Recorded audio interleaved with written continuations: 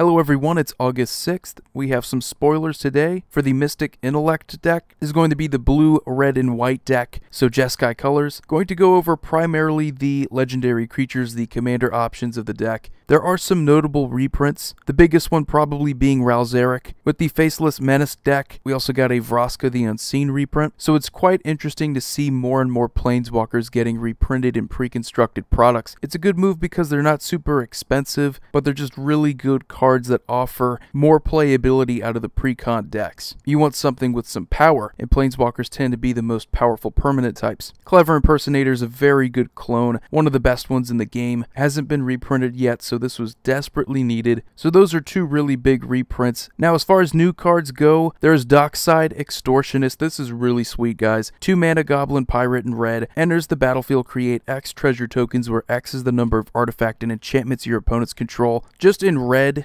not even just this deck, but red as a color. You want more ramp, you want more of it. You have a ton of burn spells with X costs. Red has its weaknesses, and this kind of helps it out a bit. So if you're looking to play red in Commander, this is probably a card for you. We have a pretty cool flashback spell here, Ignite the Future. 4 mana red sorcery, exile the top 3 cards of your library until the end of your next turn. You may play those cards. If the spell was cast from a graveyard, you may play cards this way without paying their mana costs, which is pretty good. I mean, you want more flashback anyway, we needed it. This is just going to make the deck a little bit quicker. Hopefully you can play bigger spells with this, that's the idea. And speaking of Clever Impersonator earlier, we have a cool card, Wall of Stolen Identity. This is a shapeshifter wall. You may have it enter the battlefield as a copy of any creature on the battlefield, except it's a wall in addition to its other types, and it has Defender, of course. When you do, you tap the copied creature. It doesn't untap during its controller's untap step for as long as you control Wall of Stolen Identity. So this is a really good clone. We have a ton of them already. I don't think it's going to stand out too much, but the fact that you can pretty much tap down a creature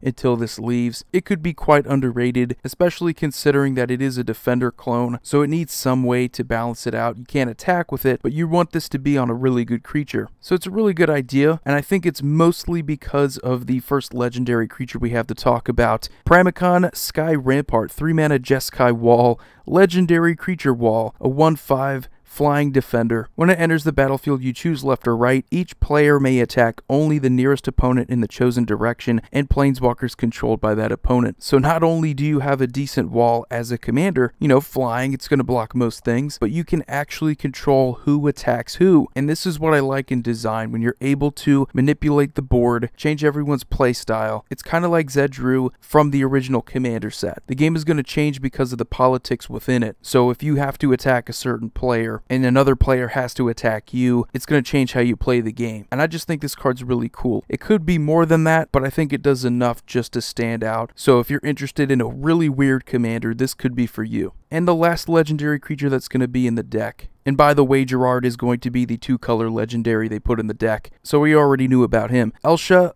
of the Infinite, 5 mana, 3/3 prowess, Jin Monk. You may look at the top card of your library at any time. You may cast the top card of your library if it's a non-creature, non-land card, and you may cast it as though it had flash. This is actually really sweet. I love flash. I love being able to look at the top card of my library, being able to get whatever I don't want off the top so that I can look at the top card of it again, see if it changed a bit, maybe I got something better. It kind of prevents you from drawing into complete jank unless it's a land. Not something I think a lot of people are going to be into, but if you like flash and you're also interested in prowess, you could probably build around it in a fun way. But anyway guys, that's going to do it for today's video. I will definitely be doing a top 10 list of all of the cards from Commander 2019. So far it's looking like a set I can get behind. Let me know what you think about the Mystic Intellect deck now that we probably know the entire deck list. You guys have a wonderful day. Void here signing off. See you all next video.